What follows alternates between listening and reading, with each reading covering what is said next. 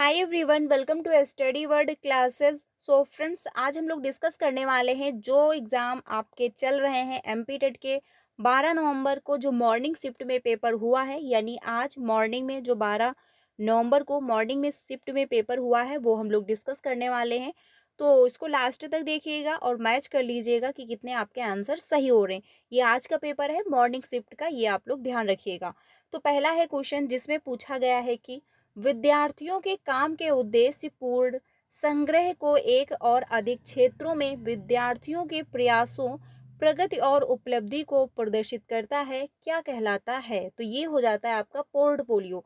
क्योंकि पोर्टफोलियो के माध्यम से जो है हम बच्चे की क्या कितनी प्रगति हुई है, कितनी उसने जो है उपलब्धि हासिल कर ली है, ये पूरे सत्र का जो है टीचर के द्वारा नोट किया जाता है। तो यहाँ पर जो राइट आंसर था वो आपका पोर्टफोलियो हो जाएगा। अगला है क्वेश्चन नेक्स्ट है कि हिंदी भाषा का मूल्यांकन करते समय आप सबसे ज़्यादा किस जो है महत्व देंगे, यानी किसे जो है आप महत्व देंगे? तो सीखने की क्षमता का आकलन, आप इसको जो है सबसे ज़्यादा अप्रिशिएट करेंगे कि सीखने की जो क्षमता है, एटलीस्ट जो है बच्चा कितना सीख सकता है, इसका जो है आप असेसमेंट करेंगे। तो आंसर यहाँ पे जो होगा वो राइट आंसर हो जाएगा।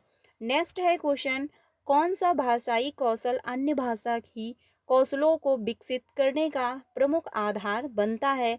तो यहाँ पर श्रवण कौशल आपका राइट आंसर हो जाएगा।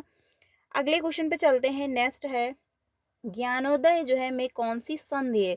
तो यहाँ पर स्वर संधि आपका हो जाएगा। अगला है धुंधला शब्द में कौन सा प्रत्यय है? तो प्रत्यय जो है हमेशा शब्द के लास्ट में लगता है, तो ला आपका प्रत्यय हो जाएगा। अगला क्वेश्चन है निम्नलिखित में से पीताम्बर में कौन सा समास है? तो पीताम्बर में आपका बहुब्रीहि समास राइट आंसर है। अगले क्वेश्चन पे चलते हैं। नेक्स्ट है कनक के पर्यायवाची, तो कनक के पर्यायवाची हैं धतूरा और आपका सोना, ये आपका राइट आंसर हो जाएगा। नेक्स्ट क्वेश्चन पे चलते हैं। अगला है जिसमें हानि या जो है अनर्थ का जो है भय हो के लिए एक शब्द का चयन करें। तो इसमें जो होगा आपका राइट आंसर वो है निरापद, ये आपका राइट आंसर हो जाएगा। अब हम लोग डिस्कस करते हैं सीडीपी के क्वेश्चन, ठीक है। इसमें पहला है क्वेश्चन, राष्ट्रीय पाठ्यचर्या रूपरेखा एनसीएफ 2005 के अनुसार मार्गदर्शक सिद्धांत में निहितार्थ है। तो इसका राइट आंसर कौन सा होगा? इसमें आपका थर्ड ऑप्शन करेक्ट हो जाएगा कि ज्ञान को स्कूल के बाहर जीवन से जोड़ना, यानी कि एनसीएफ जो है इस पर फोकस करता है कि जो ज्ञान बच्चा विद्यालय में सीख रहा है वो उसके रियल लाइफ से जोड़ा जाए, यानी जो विद्यालय के बाहर की दुनिया है, जो बाहर का जीवन है, उससे भी जोड़ा जाए। ठीक है, तो इसमें आपका राइट आंसर हो जाएगा थर्ड ऑप्शन। क्योंकि जब बच्चे के रियल लाइफ से आप चीज़ें कनेक्ट करोगे तो बच्चा अच्छे से चीज़ों को समझ पाएगा। ठीक है, तो इसमें राइट आंसर जो है वो थर्ड ऑप्शन आपका हो जाएगा। नेक्स्ट है क्वेश्चन की प्रतिभा जो है प्रतिभावान बालक की पहचान अवलोकन द्वारा नहीं की जा सकती, क्योंकि यानी जो गिफ्टेड बच्चे होते हैं उनका आप अवलोकन जो है नहीं कर सकते, क्यों? इसमें जो है राइट आंसर जो होगा क्वेश्चन नंबर 2 का पहला है अवलोकन वस्तुनिष्ठ तकनीकी नहीं है, या फिर अवलोकन व्यक्तिनिष्ठ प्रविधि है, या फिर अवलोकन केवल विशेषज्ञों द्वारा ही किया जा सकता है।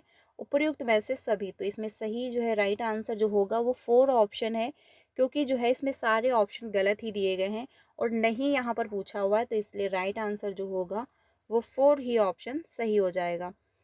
अगले क्वेश्चन पे चलते हैं। नेक्स्ट है कि वह प्रक्रिया जिसके जो है फलस्वरूप बालक सामाजिक व्यवहारों को स्वीकार करता है और उसके साथ अनुकूलन करता है कहलाता है। तो राइट आंसर जो होगा क्वेश्चन नंबर 3 का वो हो जाएगा आपका सेकंड ऑप्शन, यानी सोशलाइजेशन। क्योंकि जो भी बच्चा समाज में सीखता है, जो व्यवहार है, जो उसके तौर तरीके हैं, कैसे हमको रहना है, कैसे हमको बात करनी है, तो ये जो है क्या है, सोशलाइजेशन हो जाता है। तो इसमें राइट आंसर जो होगा वो सेकंड ऑप्शन आपका करेक्ट हो जाएगा। क्वेश्चन नंबर 4 पे चलते हैं। जब कोई बालक अपना स्वमूल्यांकन करने के साथ साथ सहपाठियों के मूल्यांकन हेतु भी सहभागिता करता है तो इस प्रकार का जो है मूल्यांकन कहलाता है। क्वेश्चन नंबर जो 4 है तो ये सतत मूल्यांकन नहीं होगा, क्योंकि यहाँ पर बात हो रही है जो है सहभागिता यानी फ्रेंड लोगों के साथ। तो यहाँ पर जो आंसर होगा वो आपका 4 ऑप्शन होगा, रचनात्मक मूल्यांकन। क्योंकि जब आप कुछ बनाओगे, कुछ क्रिएट करोगे तो उसमें अपने दोस्तों की हेल्प लगेगी। तो इसमें क्या है, यहाँ पर राइट आंसर जो था वो बिल्कुल आपका 4 ऑप्शन करेक्ट हो जाएगा। नेक्स्ट क्वेश्चन है, लक्ष्मी अपनी कक्षा को क्षेत्र भ्रमण पर ले जाती है और वापस आने पर अपने विद्यार्थियों के साथ भ्रमण पर चर्चा करती है। यह अवलोकन, यह जो है, यह किसकी ओर संकेत कर रहा है, ये आपको बताना है। तो क्वेश्चन नंबर जो 5 है इसमें कौन सा सही होगा, यानी सीखने का आकलन है, यानी असेसमेंट फॉर लर्निंग है या फिर असेसमेंट ऑफ लर्निंग है। तो यहाँ पर जो राइट आंसर है वो आपका फर्स्ट ऑप्शन है कि सीखने का आकलन यानी असेसमेंट ऑफ लर्निंग हो जाएगा। यहाँ पर राइट आंसर जो है वो फर्स्ट ऑप्शन होगा, क्योंकि पहले जो बच्चों को भ्रमण पर ले गई हैं और क्या कर रही, वापस आने पर अपने विद्यार्थियों से भ्रमण के बारे में वो चर्चाएं कर रही हैं कि हाँ आपने वहाँ पर क्या देखा, क्या चीज़ अच्छी लगी, क्या चीज़ अच्छी नहीं लगी, किस में सुधार होना चाहिए था, या फिर कौन सी चीज़ वहाँ पर जो है बहुत ज़्यादा अच्छी थी। तो ये जो है सीखने का आकलन आपका राइट आंसर हो जाएगा। नेक्स्ट है क्वेश्चन, प्रतिद्वंदात्मक समाजीकरण की अवस्था जो है कहा जाता है, तो शैशवावस्था है, बाल्यावस्था, किशोरावस्था या फिर प्रौढ़ावस्था। तो यहाँ पर जो राइट आंसर है वो आपका अर्ली चाइल्डहुड हो जाएगा, जिसकी उम्र बताई गई है 2 से 6 वर्ष। ठीक है, तो यहाँ पर जो राइट आंसर है वो आपका सेकंड ऑप्शन करेक्ट हो जाएगा। नेक्स्ट है क्वेश्चन, जीन पियाजे के अनुसार विकासात्मक जो है बदलाव की प्रक्रिया निम्न में से जो है किन विशिष्ट संज्ञानात्मक प्रकारों द्वारा घटित होती है। तो यहाँ पर जो राइट आंसर होने वाला है वो आपका सेकंड ऑप्शन हो जाएगा, समावेशन एवं जो है समायोजन। ठीक है, यहाँ पर जो राइट आंसर है वो आपका सेकंड ऑप्शन करेक्ट हो जाएगा। अगले क्वेश्चन पे चलते हैं। अगला है, निम्न में से कौन सा जो है बुद्धि परीक्षण के वैयक्तिक क्रियात्मक परीक्षण से है। तो यहाँ पर जो राइट आंसर होगा क्वेश्चन नंबर जो है 8, यहाँ पर जो है कौन सा करेक्ट आंसर होगा, तो यहाँ पर थर्ड ऑप्शन आपका सही हो जाएगा कि पोर्टियस भूल भुलैया परीक्षण। ठीक है, ये आपका राइट आंसर हो जाएगा।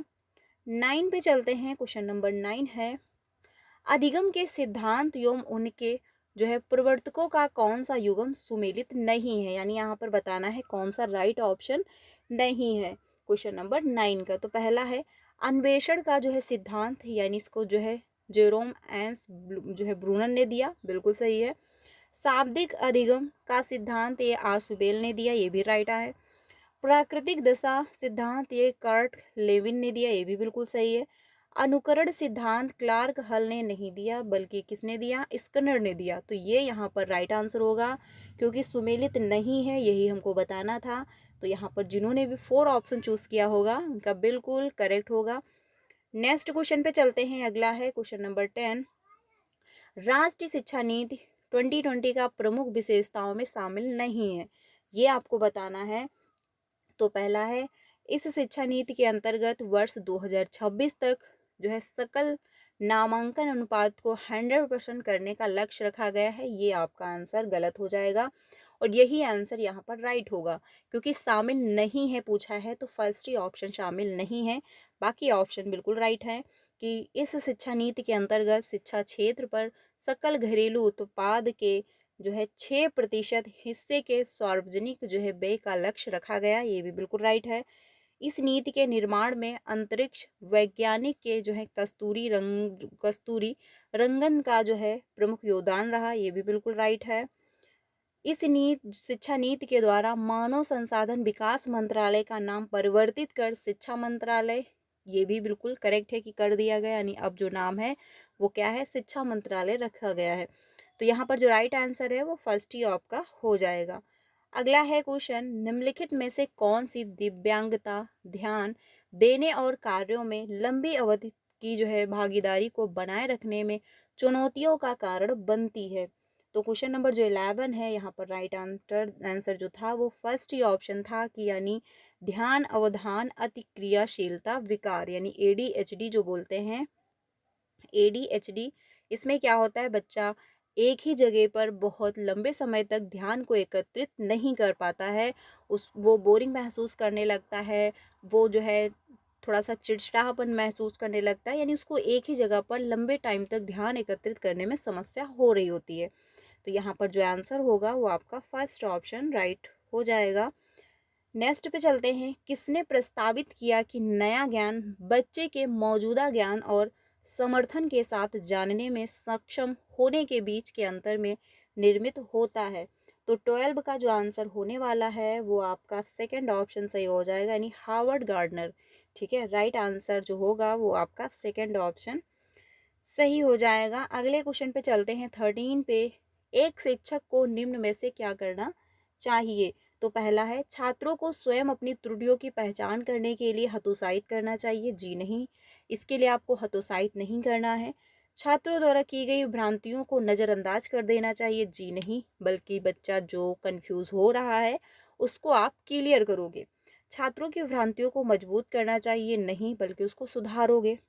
राइट आंसर जो होगा वो 4 ऑप्शन आपका करेक्ट हो जाएगा कि छात्रों को अपनी त्रुटियों को स्वयं ठीक करने के लिए पाठ, यानी कि आप उनको हाफ सॉल्व जो है क्वेश्चन दोगे, संकेत दोगे, हिंट दोगे, यानी इसके फोल्डिंग दोगे। ठीक है, मदद करोगे जहाँ पर भी उसको समस्या हो रही है। और इससे क्या होगा, जब आप उसकी मदद करोगे तो जो कन्फ्यूजन है, जो मिसअंडरस्टैंडिंग बनी हुई है वो क्लियर हो जाएगी। आंसर यहाँ पर राइट आंसर जो होगा वो 4 ऑप्शन करेक्ट हो जाएगा। नेक्स्ट है क्वेश्चन।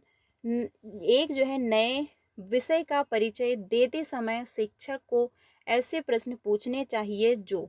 तो क्वेश्चन नंबर 14 का आंसर होगा, पहला है, छात्रों से पूरी तरह अपरिचित जो है क्षेत्रों से हो। तो ये बिल्कुल भी नहीं होगा, क्योंकि एटलीस्ट बच्चा उससे कनेक्ट कर पा रहा हो। उनका संज्ञानात्मक क्षमताओं से काफ़ी जो है परे हो। ये भी नहीं होगा। बच्चे की जितनी समझ है, मान के चलिए बच्चा क्लास 1 का है तो आप उसी लेवल के क्वेश्चन पूछोगे। अब ये तो नहीं 5th के उठाकर आप जो क्वेश्चन पूछना स्टार्ट कर दोगे, तो ऐसे में बच्चा नहीं कर पाएगा। अगला है, पढ़ाए जाने वाले विषय से संबंधित ना हो। तो ये भी नहीं होगा। एटलीस्ट आप जिस भी सब्जेक्ट के टीचर हो और आप जो भी पढ़ा रहे हो आप उसी से रिलेटेड पूछोगे। ठीक है, ये भी नहीं होगा। आंसर यहाँ पे 4 ही होगा। अध्ययन किए जाने वाले विषय को छात्रों के पूर्व ज्ञान से जोड़ते हो। बिल्कुल राइट है कि आप जो भी पढ़ा रहे हो, मान के चलिए अगर कोई कॉन्सेप्ट आप पढ़ा रहे हो, कोई पॉइंट यानी कोई जो है टॉपिक आपने स्टार्ट किया, तो एटलीस्ट आप पहले उसको पता लगाओगे कि बच्चे जो हैं इससे रिलेटेड उनको कुछ पता है या नहीं पता है। अगर उनको कुछ पता है तो आप उस लेवल से स्टार्ट करोगे। अगर उनको कुछ भी नहीं पता है तो आप बिल्कुल जीरो से स्टार्ट करोगे।